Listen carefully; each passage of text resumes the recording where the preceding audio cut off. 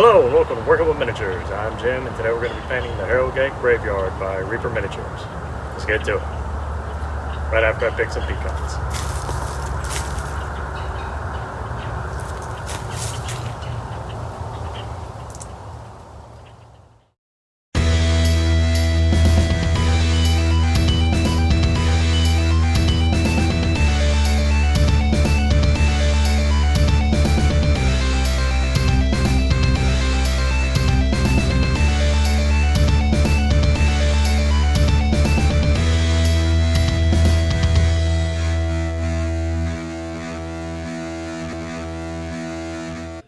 I begin painting each piece with Malignant Green to add a rotting or moss-covered feel.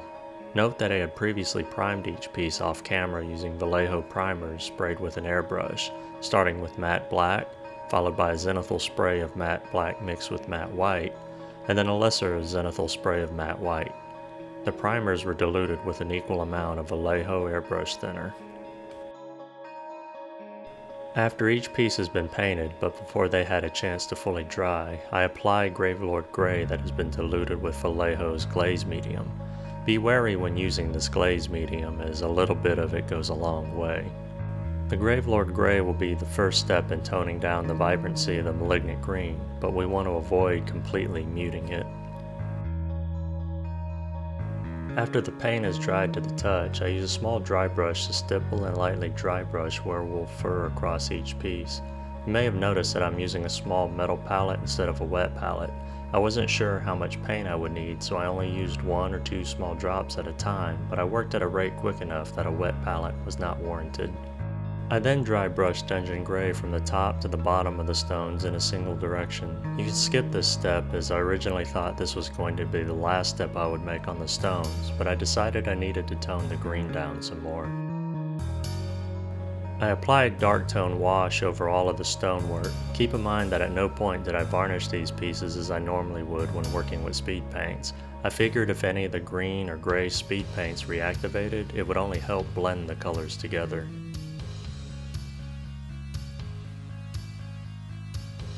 I waited until the dark tone wash had dried enough that I could pick the pieces up to start the base coat on the metal bars using Chaotic Red, a dark brownish red that would help give the illusion of rust later on.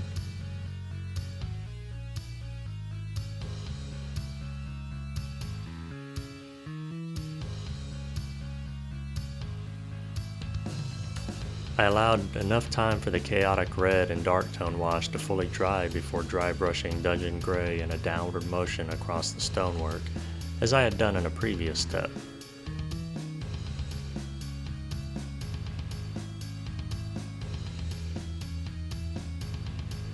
I lightly stipple AK Interactive's Corrosion Texture all over the bars, hinges, or any metalwork on the miniatures, using a cheat brush.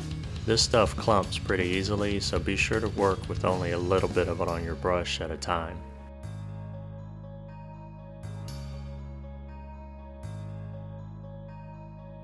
Finish stippling the texture paste on the last piece. The first piece I had added the texture to was dry. I could begin dry brushing the dry rust effects paint as a highlight, starting over in a assembly line fashion.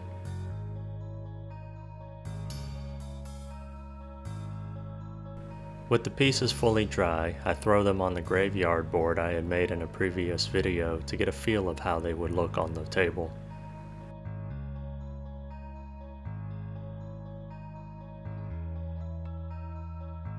This is the final result. Even though the simple project had only 9 steps, 8 if you would remove the first Dungeon Grey dry brush, it took a lot longer than anticipated. If I had to paint this set all over again, I would airbrush the Malignant Green and Chaotic Red to save a lot of time.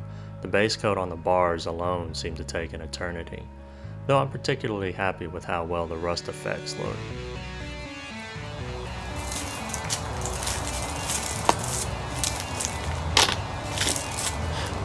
That's gonna wrap it up for today. I hope you learned something or inspired to start or expand your own collection. If you have any questions or comments, please leave them below, and if you like the content of this video, please like, share, and subscribe.